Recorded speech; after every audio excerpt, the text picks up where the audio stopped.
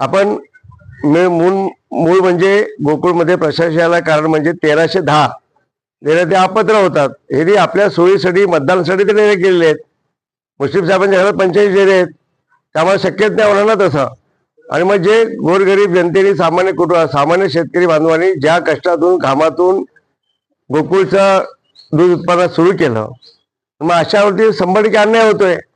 मग तुम्ही 1300 आता 407 आणि 1300 जर ह्या पात्र झाल्या तर मग काय शक्यच म्हणजे गोकुळ हे राहणारच नाही.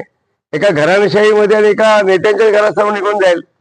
आणि बाकी गोकुळमध्ये खरं तर म्हटलं तर गोकुळमध्ये शेतकऱ्यांच्या वाट्याला येते काय? जो दूध उत्पादन आपला दिवस रात्र मरून चारा गोटा दूध करून करायचं आणि त्यानंतर मग असला त्याला वर्षातून एकदा हे आता तर मला कालच कळलं की माझ्या मतदारसंघात आणि सगळीकडे साम दाम दन एक तर गोकुळची दशत.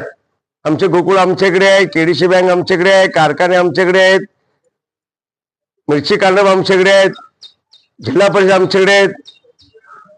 आणि तुम्हाला आम्ही भाजपकडे काय आणि तुम्हाला कोण वाचवणार आहे अशा लोकांना भीती घालले आहेत. आणि ठराव आमच्याकडे द्या तर ठराव आपल्याला हे एक विषय मोठा आहे.